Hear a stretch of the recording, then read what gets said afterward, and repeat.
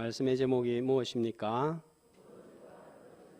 포도주가 떨어진지라 하는 제목으로 함께 말씀을 나누겠습니다. 1, 2년 전에 유명한 여자 개그맨, 제가 이름 이야기하면 다 아는 개그맨인데 그분이 어머니와 함께 극단적 선택을 했습니다. 많은 사람을 웃게 하던 개그맨이 극단적인 선택을 해서 우리에게 더 큰 충격을 주었습니다. 남들을 웃게 하고 즐겁게 하여도 정작 본인의 삶은 기쁨이 없었던 것 같습니다.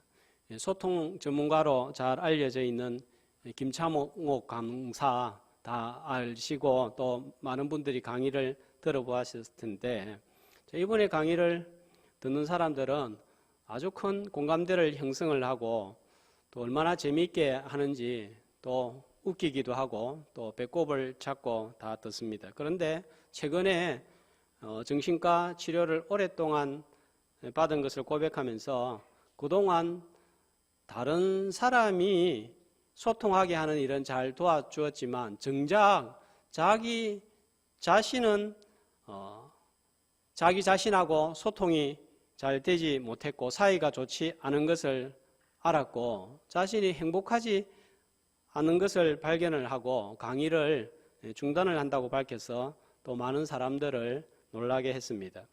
세기의 희극 배우 찰리 채플린이 남긴 유명한 말은 인생 멀리서 보면 희극이고 가까이서 보면 비극이다. 남의 인생 희극이고 내 인생은 비극이다. 이렇게 말한 것을 보면 이 기쁨을 누리면서 사는 것이 얼마나 어려운 일인지를 잘 보여주는 것 같습니다. 돈이 없어도 기쁘게 살 수는 있지만 돈으로 기쁨을 살 수는 없습니다.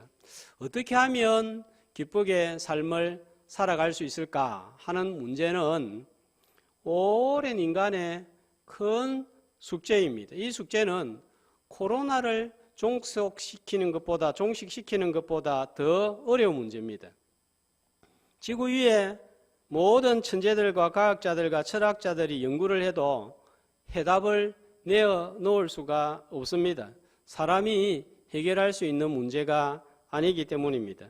어떤 분들은 하루를 시작하기 전에 나는 기쁘다, 나는 기쁘다, 나는 기쁘다 크게 3번 외치면서 시작을 하라는 방법을 내놓기도 하고 또 어떤 분들은 크게 하하, 호호 웃으면서 3번을, 4번을 그렇게 시작하고 하루를 시작하라고 합니다. 기뻐서 웃는 것이 아니라 웃으면 기뻐진다는 자기도 알지 못하는 이상한 애매모호한 말을 하면서 억지 기쁨, 억지 웃음을 강요하기도 합니다.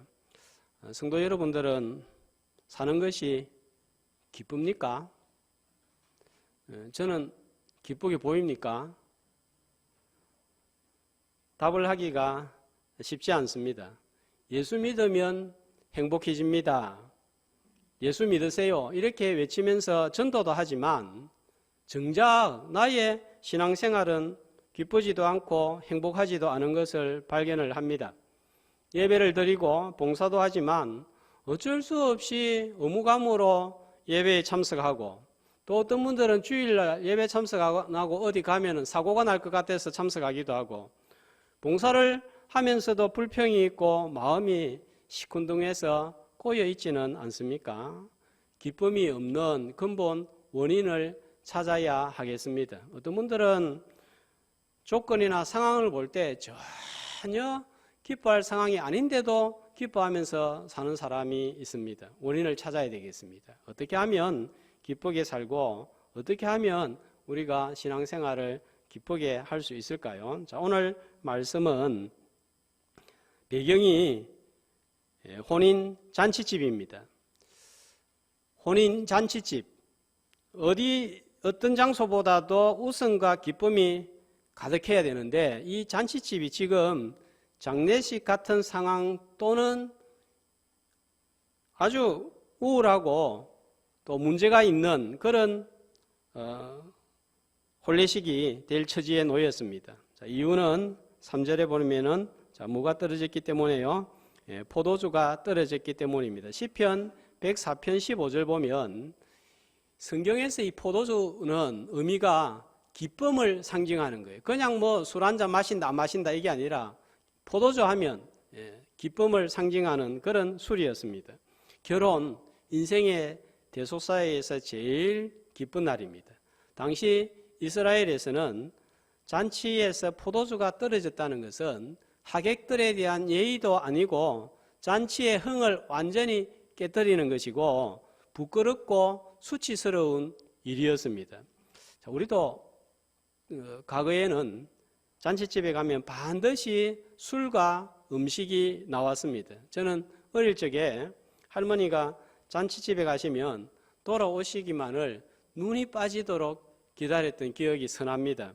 돌아오실 때는 항상 떡과 과일과 먹을 것을 가지고 오셨기 때문입니다. 음식이 귀하고 먹을 것이 귀하던 시절에는 그 할머니의 손에 든 과자와 또 음식들이 너무너무 진수성찬으로 보였기 때문입니다. 잔치 때는 거지들도 음식을 나누어 주었습니다. 그래서 거지들도 잔치집을 찾아가지고 다녔습니다. 즐거운 날이기 때문입니다. 잔치하면서 술과 음식과 떡을 주지 않는다는 것은 상상도 할 수 없는 일이에요. 그런데 떡도 하나 안 주면은 뭐라고 노래를 부르면서 욕을 했죠? 잔치 개잔치 떡도 하나 안 주네 이러면서 노래를 부르면서 욕을 했습니다. 포도주가 떨어진 것은 혼례를 망치는 일이었습니다. 잔치집같이 기쁨으로 가득해야 될 성도의 삶, 교회 생활이 왜 즐겁지도 않고 노래도 없고 기쁨이 없을까요? 포도주가 떨어진 거예요. 포도주를 채워야 합니다. 어떻게 채울까요?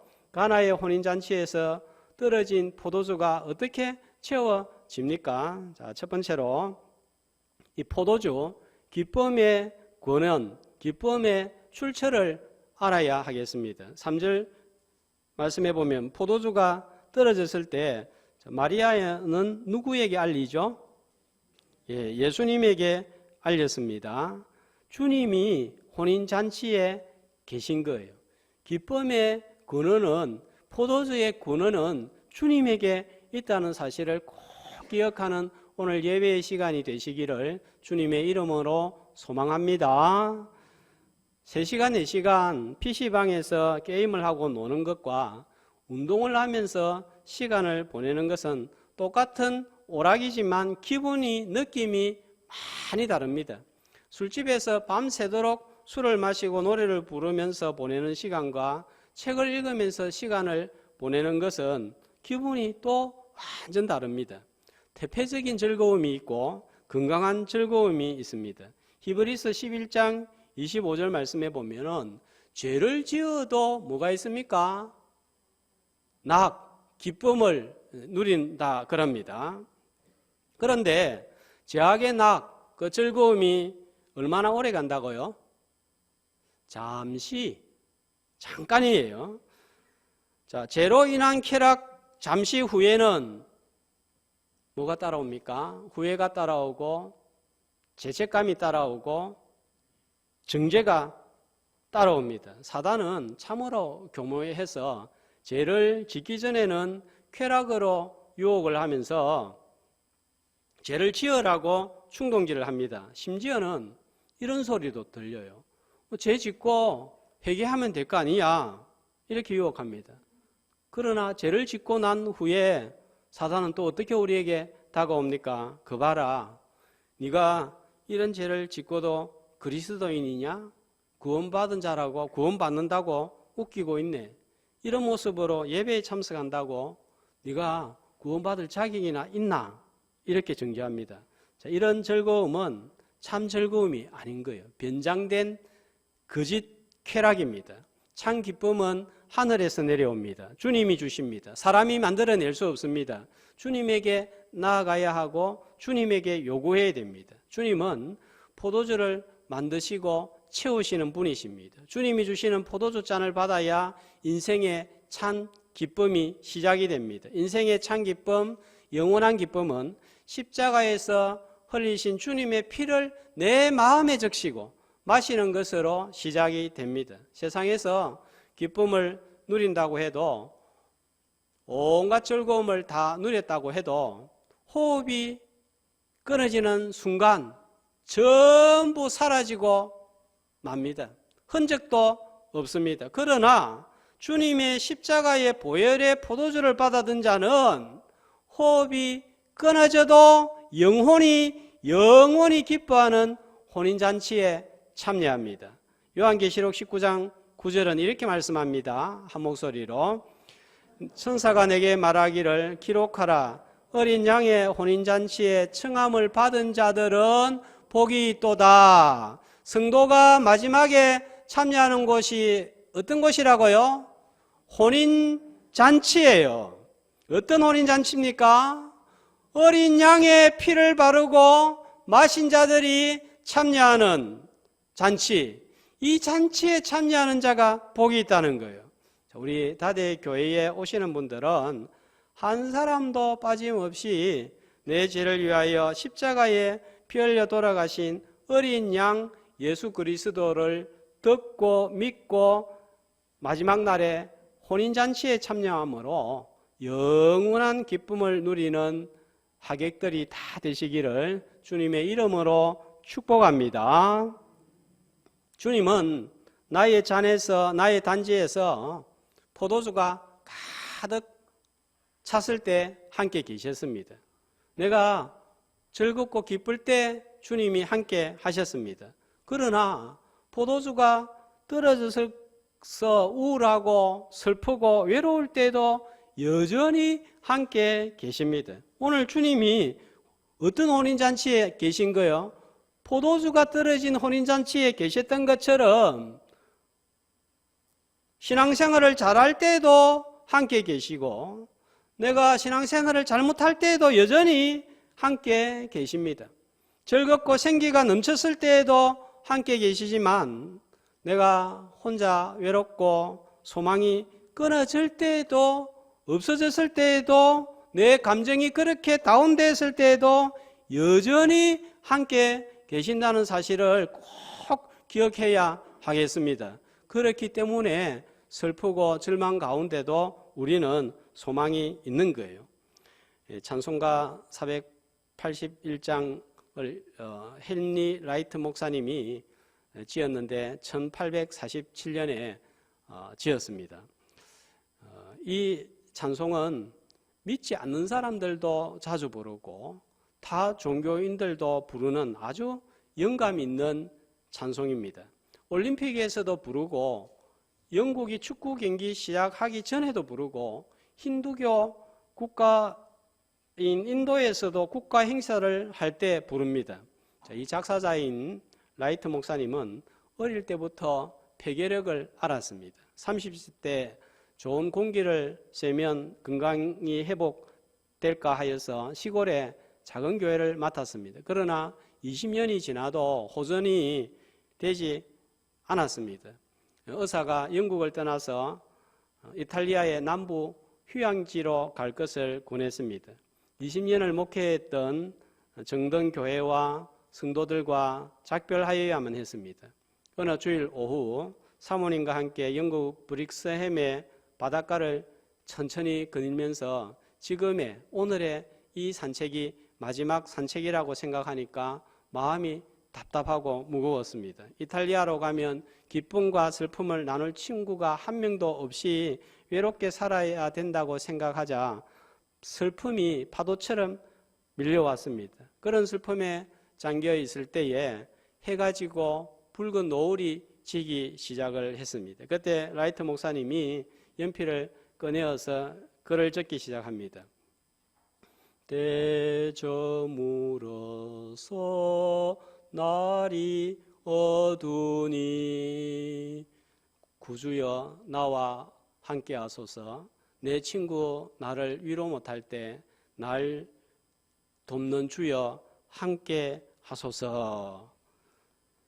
원제목은 Abide with me, 내 곁에 주님 계셔 주세요 하는 찬양인데 이 찬송을 집에 유튜브로 가서 한번 들어보시면 좋겠어요. 얼마나 참 애잔하면서 은혜가 되는지. 저도 그 얼숙도 생태공원에 지난 월요일에 가가지고 노을이 지고 태양이 떨어지는 붉은 하늘을 바라보면서 이 찬송을 3번, 4번 불러드렸습니다. 목사님은 외롭고 힘없는 인생의 항원에도 주님이 계셔서 위로하시고 동행하여 주시기를 간절히 바라고 구했습니다.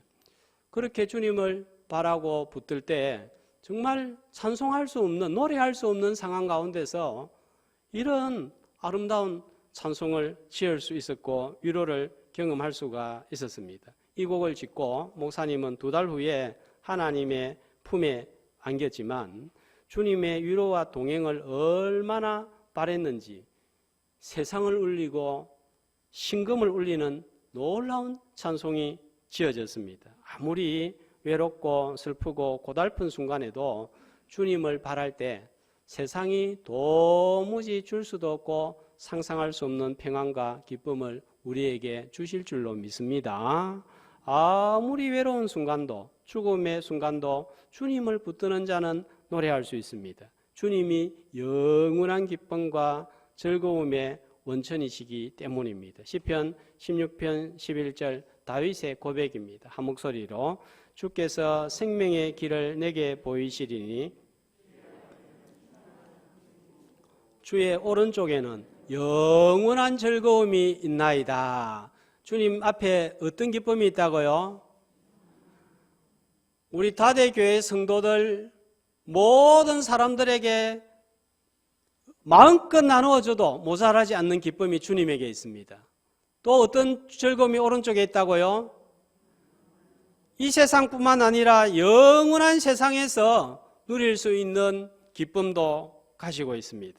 영원한 기쁨과 즐거움의 근원이 되시는 주님을 붙들어서 기쁨을 간직한 성도의 일생이 되시기를 주님의 이름으로 소망합니다. 자, 6절 말씀을 보겠습니다. 자, 거기에 2세 통들은 뭐가 있습니까? 돌 항아리가 있습니다. 자, 이 안에 뭐가 들어있습니까? 돌 항아리 속에 아무것도 없습니다.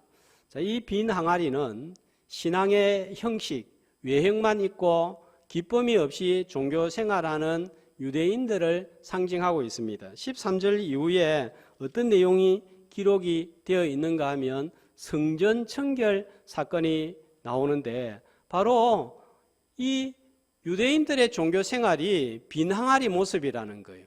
그들은 예배도 누구보다 철저하게 드리고 기도도 하고 헌금도 드렸지만 기쁨이 없습니다. 유대인들의 성전에서 돈 세는 소리, 비둘기 파는 소리, 가축 파는 소리는 있었지만 진정한 찬송 소리, 말씀 소리가 들리지 않았습니다. 왜 그럴까요? 기쁨이 되시는 주님을 거부했기 때문입니다. 그래서 주님이 상을 엎어버리고 성전을 청결하게 하신 거예요. 교회에 오고 예배를 드려도 내가 주인이 되고 내 감정이, 내 의지가 주인이 되면 나를 다스려 나가면 기쁨의 신앙생활을 할 수가 없습니다. 내 안에 뭐가 있는지 가만히 한번 들여다보십시오. 내 안에 누가 주인으로 앉아 있습니까? 내 중심에 누가 앉아 있습니까? 내 안에 내가 너무 많아 주님이 계실 곳이 없다면 기쁨도 없습니다. 맛없는 물 같은 나 같은 사람도 주님은 얼마든지 맛있는 포도주 같은 자로 변화시키시는 분이십니다. 물 같은 내 자녀도, 물 같은 내 가정도, 물 같은 내 남편도, 물 같은 내 삶도 얼마든지 포도주같이 생기가 넘치고 기쁨이 넘치는 삶으로 변화시키시는 분, 그분이 우리의 주님이시고 그 변화를 위하여 이 세상에 오셨습니다. 포도주가 떨어져 있는 시간도 주님이 계심을 믿고 주님에게 나아가서 포도주가 떨어졌습니다 고백하고 회복하는 오늘 예배의 시간이 되시기를 소망합니다. 두 번째로 포도주가 떨어졌을 때 채우기 위해서 할 일은 주님에게 구하되 주님에게 명령할 권리가 없다는 사실을 기억해야 됩니다. 마리아는 포도주가 떨어졌을 때 주님에게 알렸습니다. 그런데 예수님의 반응이 어떤가요? 뭐라고 말씀하십니까? 4절에 보면 여자여 나와 무슨 상관이 있나이까? 왜 이런 반응을 보였을까요? 자, 1절과 3절을 보면 마리아를 가리켜서 누구라고 호칭을 하고 있죠? 예수의 어머니. 3절에도 예수의 어머니 하다가 갑자기 여자여 하고 있습니다. 왜 이렇게 불렀을까요? 요한복음 19장 26절 말씀해 보면 십자가의 아래에서 육신의 어머니 마리아를 호칭할 때도 여자여라고 한 것을 볼 때 이것은 하대하는 호칭은 아닙니다. 그러나 마리아를 책망하듯 말씀하고 있습니다. 무슨 상관이 있습니까? 자, 이 말씀은 의미상으로 보면 이런 뜻입니다. 당신이 내게 대하여 무슨 권한을 가지고 있습니까? 하는 게 더 적절한 번역입니다. 마리아가 구하는 것을 문제 삼는 것이 아니라 마리아의 구하는 태도를 지적하고 있습니다. 주님은 마리아의 요청에 따라서 기적을 일으키는 것이 아님을 알려주고 있습니다. 사람은 누구라도 어머니라도 주님에게 명령할 수 없다 하는 것을 지적하고 있습니다. 이 기적은 11절 말씀해 보면 예수님이 행하신 몇 번째 기적이에요? 첫 번째 기적입니다. 왜 이 기적을 행했는가 하면 바로 이 기적이 일어나는 일을 통하여서 예수님이 누구신가를 드러내는 공적인 사역을 시작하고 있습니다. 그런데 마리아는 인간적인 관계에 의하여서 요구를 하고 있는 것, 이거에 대한 지적을 하고 있는 거예요. 우리는 주님에게 얼마든지 요구할 수 있고 요구해야 됩니다.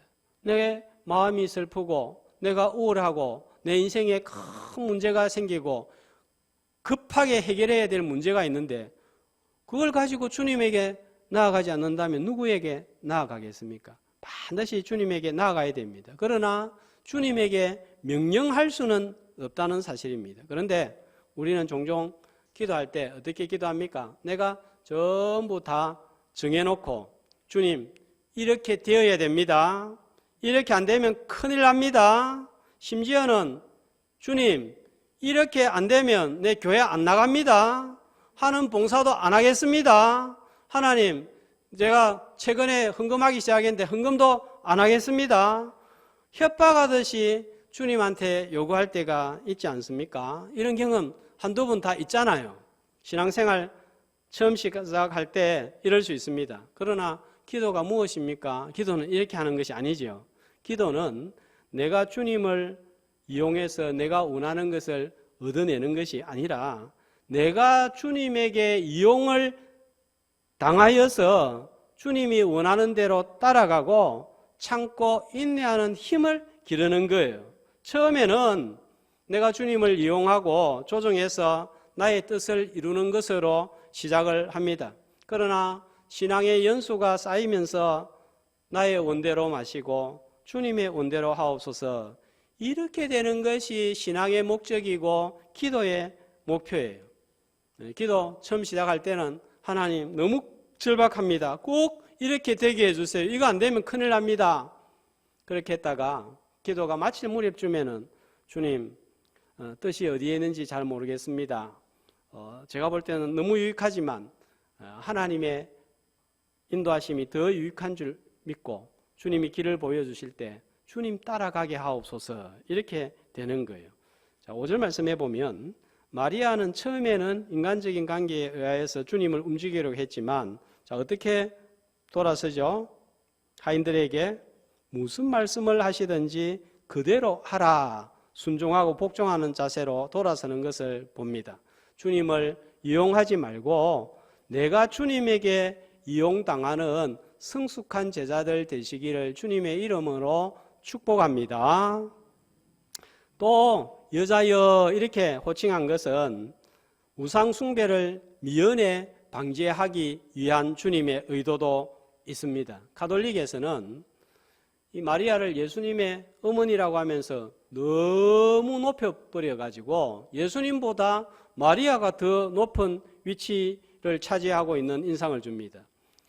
그러나 누가복음 1장 28절 말씀을 보면 여자들 중에 복을 받은 자, 잉태를 했으니까 예수님을 잉태했으니까 복을 받은 자 이렇게 말씀을 하지만 여자들보다도 더 복을 받은 여자 이렇게 말씀하지는 않았다는 사실입니다. 이유는 주님 앞에서는 마리아도 죄인이기 때문입니다. 주님보다 더 높은 누군가가 무엇인가가 있다면 그것이 우상숭배가 되는 거예요. 인생의 참기쁨은 주님이 높아질수록 생기는 것입니다.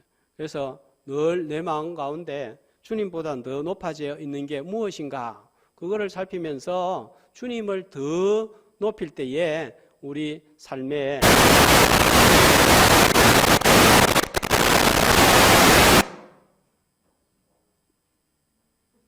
제일 절정의 순간이 지금 나오는 거예요. 자, 오늘 하나님의 말씀이 자본보다 더 크게 들리는 은혜가 있기를 축복합니다. 자, 세 번째로 물이 포도주가 되는 기쁨의 기적은 순종으로 이루어졌습니다. 예수님께서 포도주가 떨어진 것을 알고 7절 말씀에 자, 뭐라고 말씀하지요? 하인들에게 7절에 보면요. 항아리에 물을 채우라고 했습니다. 그리고는요. 8절에는 연회장에게 갖다 주라고 했습니다. 하인들은 어떻게 하였습니까? 그대로 행하였습니다. 만약에 물을 채워가지고 포도주를 만든다고 물가지 지금 포도주가 떨어졌는데 물을 채우라고 뭐 말도 안 되는 소리를 하고 있네 이렇게 했다면 또 연회장에게 갖다 주러 갈 때 이 물 갖다 주었다가 이 연회장한테 뺨을 맞으면 어떻게 하라고 할 수 있습니다. 자, 그런데 하인들은 그대로 행하였습니다. 만약에 물을 채우지 않았다면 연회장에게 갖다 주지 않았다면 포도주가 생기지 않았을 겁니다. 마리아도 하인도 순종함으로 장례식같이 우울하고 부끄럽고 수치스러울 뻔한 집이 잔치집이 된 거예요. 구원은 믿음으로 얻습니다. 우리의 행위로 절대로 구원을 얻을 수는 없습니다. 그러나 받은 구원을 삶 가운데서 누리는 것은 체험하는 것은 순종입니다. 순종은 구원 얻은 우리로 하여금 이 땅에서 축복을 누리게 하는 거예요. 노아는 말씀을 듣고 믿었습니다. 순종함으로 방주를 만들어서 구원을 체험을 했습니다. 아브라함은 본토 친척 아비의 집을 떠나라 했을 때에 그 말씀을 들었습니다. 믿었습니다. 그리고 순종함으로 믿음의 조상이 된 거예요. 아브라함은 말씀을 듣고 믿고 아들 이삭을 모리아 산에 바쳤을 때 어떤 하나님을 체험했습니까? 여호와 이레의 하나님을 체험한 거예요. 우리는 말씀을 듣고 믿는 것으로 나아가야 되겠고 믿는 것에서 한 발짝 더 순종하는 단계의 자리로 나아가야 하나님의 은혜와 복을 체험을 합니다. 그런데 우리는 순종 잘 하지 않으려고 합니다. 우리가 몰라서 순종을 안 하는 것보다 알면서도 순종하지 않는 것이 훨씬 더 많습니다. 순종하면 내가 가지고 있는 것을 하나님이 다 내놓으라고 할까 싶어서 겁을 먹습니다. 혹시 이 나이에 아프리카로 가라고 하면 어떻게 할까 겁을 먹습니다. 걱정하지 마세요. 하나님께서 절대로 아프리카 가라고 하지 않습니다. 다 내놓으라고도 하지 않습니다. 주님은 내가 할 수 없는 것을 하라고 요구하시지 않습니다. 지금 내가 할 수 있는 것, 물을 채우는 것, 연회장에게 갖다 주는 것, 하인이 할 수 있는 것을 합니다. 주님께서 새해에 나에게 하라고 하는 것이 있을 것입니다. 눈을 감고 가만히 귀를 기울여 보면 자신이 알 거예요. 순종할 때 물이 변하여 포도주로 변하는 기쁨의 역사를 체험하는 2022년이 되기를 주의 이름으로 소망합니다. 자, 물이 포도주 되는 것보다 여러분 더 중요한 것이 있습니다. 11절 말씀입니다. 왜 이런 기적을 주님이 일으키셨는가 하는 거예요. 자, 11절 말씀해 보니까 이 첫 기적을 어떻게 표현을 하고 있죠? 기적이라고 안 하고 표적이라고 합니다. 자, 2장 넘겨가지고 4장 54절에 보면 신하의 아들을 고쳐준 두 번째 기적을 행하는데, 자, 4장 54절에도 보면은 이 기적을 가리켜서 두 번째 뭐라고 합니까? 표적이라고 하는 거예요. 자, 이건 무슨 의미냐 하면은 이 기적을 통하여서 주님이 나타내 보이고자 하는 것이 있다는 거예요. 제가 이 손가락을 가지고 이렇게 피아노를 가리키면 뭘 봐야 됩니까? 뭘 봐야 됩니까? 피아노를 봐야 되죠. 그런데 손가락을 뚫어지게 쳐다보고 있으면 이건 바보스러운 거예요. 바로 예수님은 손가락 같은 기적을 통하여서 나타내고자 하시는 것이 있었는데 무엇인가 하면 그 기적을 통하여서 예수님 자신이 누구인지를 드러내고자 하신 것입니다. 자신이 창조주요 만물의 주인이시요 구원자이시라는 것을 알려주기 위하여 이 기적을 나타냈다는 거예요. 그래서 이걸 가리켜서 자기 계시라고 합니다. 그런데 사람들은 무엇에 주목을 합니까? 주님이 아니라 기적에 더 관심을 가지는 거예요. 요한복음 4장 48절은 이런 이들의 신앙 태도에 관하여서 예수님이 말씀합니다.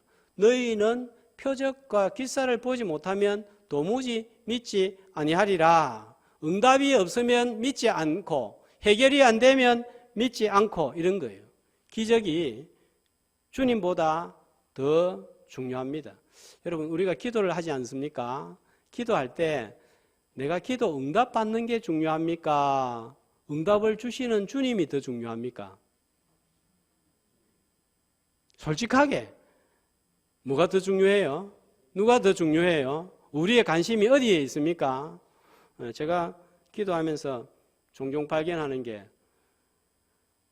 응답에 관심이 있지 이 주님은 별로 관심이 없다는 사실을 알고 깜짝깜짝 놀랄 때가 많습니다. 여러분, 선물이 중요합니까? 선물을 주는 아빠, 남편이 중요합니까? 솔직하게. 그래서 집에 문제가 생기는 거예요. 아이들은 아빠가 선물을 딱 들고 들어오면은 어떻게 합니까? 선물 싹 받아가지고 방 안에 들어가가지고 문 닫아버립니다. 요즘은 아내들도 이렇게 잘하고 남편들도 이렇게 잘합니다. 그러니까 이 가정에 문제가 생기는 거예요. 기도 응답보다 주님이 더 중요한 신앙생활, 이게 건강하고 바른 신앙생활인데 주님보다 응답이 더 중요한 기도생활, 이게 문제가 있는 것입니다. 주님은 이 기적을 통하여서 드러내고자 한 것이 무엇입니까? 11절 말씀해 보면 그의 영광을 나타내심에 주님의 성품을 나타내고 주님의 인격을 나타내고 주님의 주님 되심을 나타내기 위해서 이 기적을 행하셨다는 사실입니다. 어떤 기적, 무슨 응답이든지 주님이 드러남으로 하나님의 영광을 드러내는 기적 응답이 되시기를 주님의 이름으로 축복합니다. 자, 또 이 기적을 통해서 제자들에게는 어떤 일이 일어났죠? 어떤 일이 일어났죠? 제자들한테. 제자들은 어떻게 되었습니까? 제자들이 그를 믿으니라. 믿음이 생겼습니다. 희미하던 주님을 확신하고 믿고 따라가게 되었습니다. 체험 응답 너무 중요하죠. 우리가 기도하는데 체험이 없고 응답이 없으면 무슨 재미로 기도합니까? 그러나 그것보다 더 중요한 것은 체험 후에, 응답 후에 내 믿음의 상태가 어떻게 되었느냐는 거예요. 정말 내가 간절히 기도하고 바라서 원하던 것을 손에 쥐었습니까? 그런데 나는 주님을 얼마나 더 가까이 하게 됐습니까? 나의 인격은 얼마나 변하고 내 성품은 얼마나 변했습니까? 오히려 응답받은 후에 감사하다, 할렐루야 하고 난 다음에 끝나버리지 않습니까?